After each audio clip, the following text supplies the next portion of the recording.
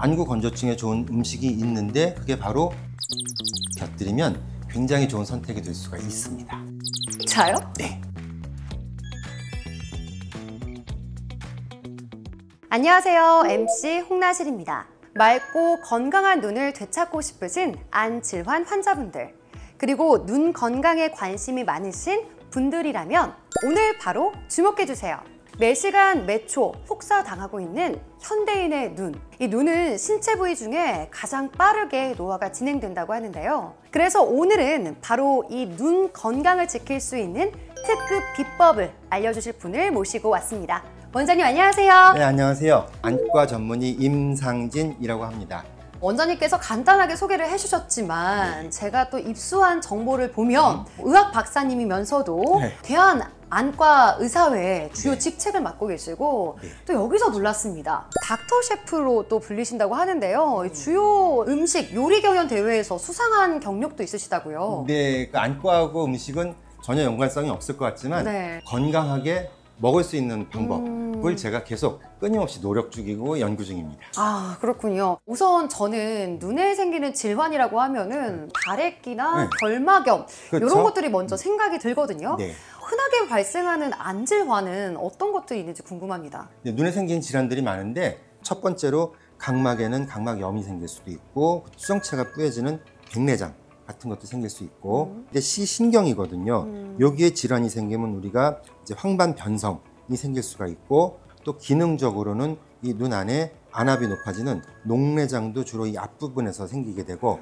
전체적으로 겉에는 안구 건조증도 발생할 수가 있습니다. 근데 녹내장도 흔하다고 말씀해 주셨는데 생각지도 못했거든요. 드물 거라 생각했는데 어떻게 된 건가요? 그렇죠. 백내장만큼 흔하진 않아요. 우리가 백내장은 나이가 70대부터 생기는데 백내장은 나중에 필연적으로 생길 수도 있는 그런 나이에 의한 질환인데 녹내장은 더 무서운 질환이라 가지고 백내장은 수술로서 시력을 회복할 수가 있는데 녹내장은 수술하게 되면은 보존만 되지 시력을 회복할 수가 없습니다. 아, 그렇군요. 그런데 이 녹내장 발병률이 급증하고 있다고 들었어요. 그렇죠. 그래서 요새가 문제되는데 녹내장은 이제 40대 이후부터 생기기 시작한다고 볼 수 있는데 100명당 4명꼴 많지도 그렇다고 적지도 않은 숫자예요. 100명당 4명이면은. 그런데 최근 5년간 국내의 녹내장 환자 발병률을 볼 때 매년 4.5%씩 계속 증가하는 추세로 밝혀졌어요. 지금은 100명 중 4명 꼴이지만 이게 급증하고 있다고 하니까 조금 더 조심을 해야 될 것 같은데요. 녹내장 하면은 소리 없는 이 시력 도둑. 맞습니다. 이렇게들 말씀을 하시더라고요. 왜 이런 녹내장이 발생하는지 너무 궁금합니다. 그렇죠. 우리가 백내장은 쉽잖아요. 그냥 흐려지면 수술하면 낫는다는데 녹내장은 전혀 아예 다르기 때문에 제가 처음부터 설명을 간단하게 드릴게요. 눈 뒤에는 유리체라고 해서 젤 같은 투명 물질이 채우는데 요겐 맑은 물이 차 있는데 이게 방수라고 하는데 이 방수는 눈의 그 모양을 유지를 해주고 그 다음에 순환해가지고 이 눈의 앞부분에 영양분을 공급하는데 즉 없으면 절대 안 되는 물질인데 이 방수가 나가는 부분이 바로 이쪽 앞쪽 요 부분이에요. 요 부분에 이제 문제가 생기게 되면 안압이 계속 높아지게 되고 안압이 높이게 되면은 시신경을 누르게 돼요. 그래서 나중에 시신경이 완전히 눌려가지고 오래됐다. 그럼 시신경이 완전히 죽게 되면은 실명을 하는데 그때는 수술로 되돌릴 수가 없어요.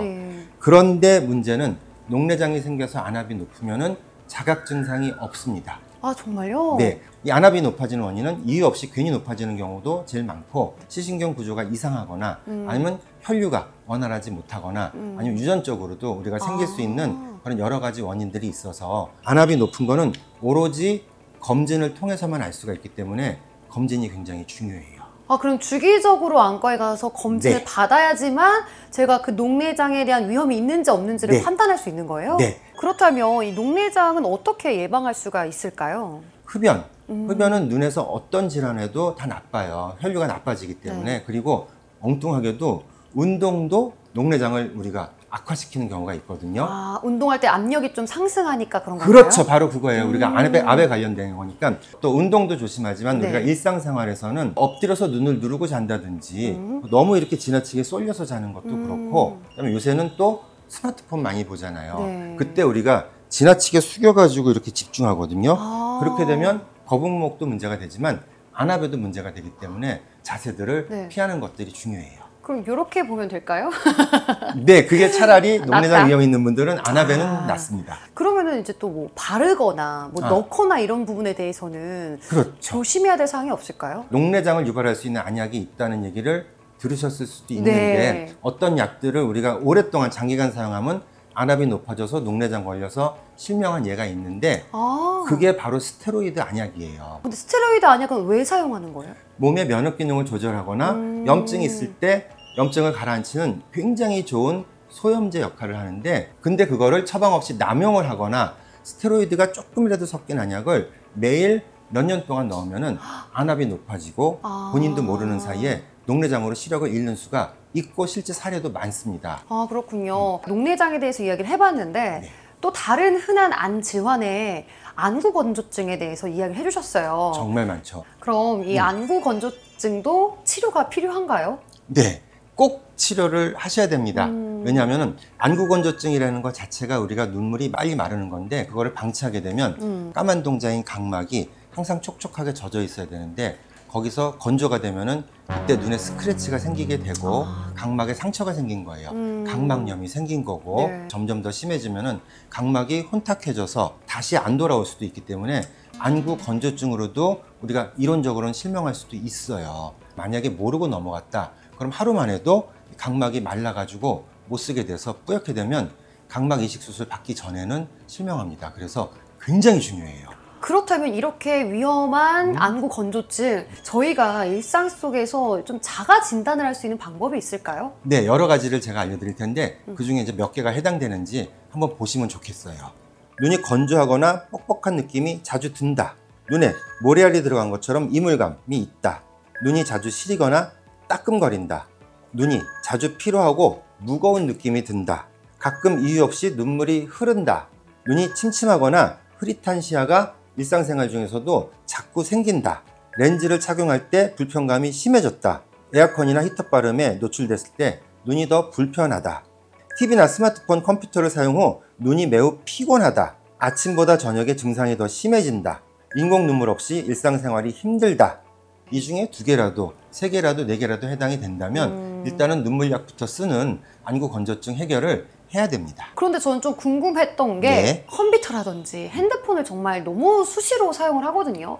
이것도 안구 건조증에 좀 영향을 많이 주나요? 네, 그것 때문에 안구 건조증 환자가 늘어났어요. 그것도 엄청나게 늘어났습니다. 정상적으로 1분에 12번 정도 눈을 무의식적으로 깜빡이는데 모니터를 볼 때 측정을 해봤더니 1분에 5번도 안 깜빡이고 1번 정도 깜빡이는 사람들도 있대요. 그 정도로 집중을 하는 건가요? 그렇죠. 집중하기 때문에. 그러니까 더 피로를 빨리 느끼는 거예요.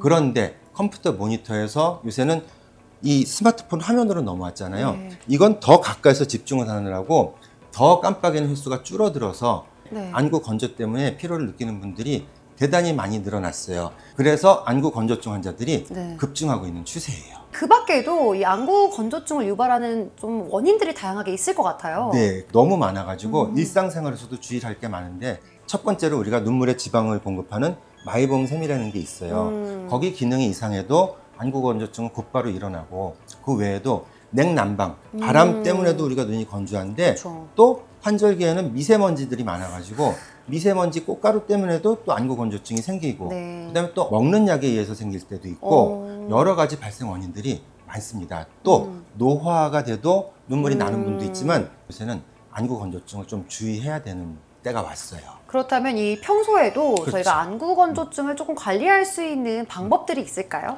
네, 그럼요. 꼭 실천해야 되는 것들이 있어요. 특히나 눈이 건조한 분들이라면 첫 번째로 우리가 의도적으로라도 눈이 건조한 분들은 눈을 깜빡여주는 게 중요하고 실내가 건조하면 안구 건조증이 더 심해지기 때문에 습도는 항상 40%에서 60%를 맞춰주는 것이 중요하고요. 꽃가루라든지 그다음에 화장, 또 가루가 미세하게 날아다니거든요. 그런 것들도 우리가 피해주면 좋아요.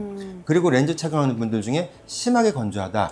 그러면 해결을 좀 하고서 렌즈를 착용하셔야지 안 그러면 상처 나가지고 각막 궤양 생기면 그 또한 또 큰일 납니다. 그래서 건조한데 무시하고 쓰지 마시고 좋은 안약 찾으셔서 처방 받으시고 일반 눈물약을 넣는데도 해결이 잘 안 되는 분들은 방부제 없는 일회용이라든지 전문약을 처방 받으시는 것도 좋아요.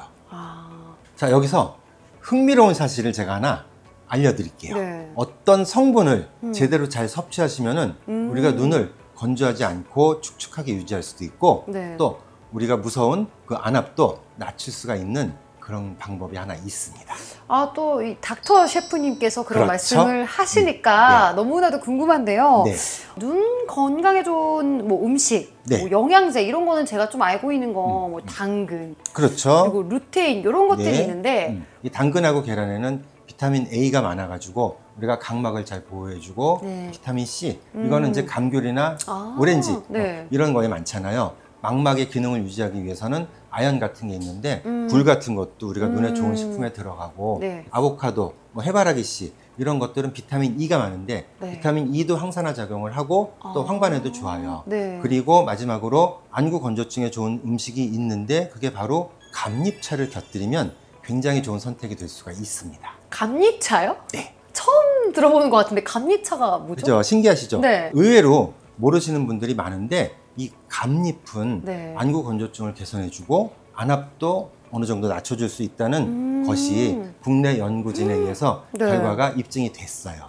그런데 적극적인 효과를 기대하기 위해서는 효과가 입증된 건강기능식품을 추가로 드시는 것도 해결에 많이 도움이 됩니다. 감잎이 이렇게 눈 건강에 네. 효과적인지는 좀 저도 상상하지 못했었는데요. 네. 그렇다면 감잎이 눈 건강에 미치는 영향에 대해서 조금 더 자세하게 이야기를 해주세요. 감잎이 눈 건강에 미치는 효과에 대해서 국내 연구진에서 아주 깊고 다양하게 연구를 했는데 한국과학기술원 천연물융합연구센터에서 1000여 개에 달하는 다양한 천연물로 연구를 하던 중에 감나무 잎이 녹내장과 안구 건조증에 탁월한 효능이 있는 것을 확인을 하였습니다. 우리나라에만 180여 종의 감나무가 있는데 그 중에서도 히라타네낫이라는 품종에서 특히 우수한 데이터가 도출이 되었습니다.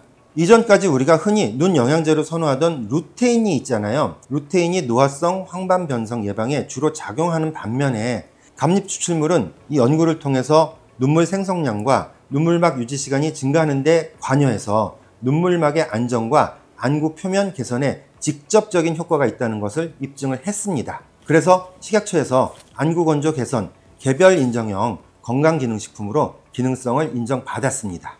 이 감잎 추출물의 효과가 엄청난 것 같은데요. 그렇다면 저희가 이 감잎 추출물이 포함되어 있는 건강기능식품을 실제로 좀 접할 수 있는 건가요? 네, 있습니다. 지금 시판되어서 구매를 할 수도 있고 저는 이제 많은 환자분들이 오셔가지고 병도 치료도 하지만 눈 건강을 위해서 영양제 하나만 추천해 주세요 라고 이제 말씀을 하실 때는 저도 이 감잎 추출물 건강기능식품을 추천을 많이 하고 실제적으로도 제가 안 먹어볼 수 없잖아요. 네. 먹어봤더니 느낌이 있습니다. 괜찮아요. 네네. 그렇게 안구 건조증에도 효과가 있는데 또 실제적으로 임상에서 평균 안압이 20일 이상인 분들을 12주간 이 감잎 추출물을 복용을 시켜가지고 연구를 해봤더니 평균 안압이 4에서 6 정도 낮아진 것을 확인하기도 했습니다.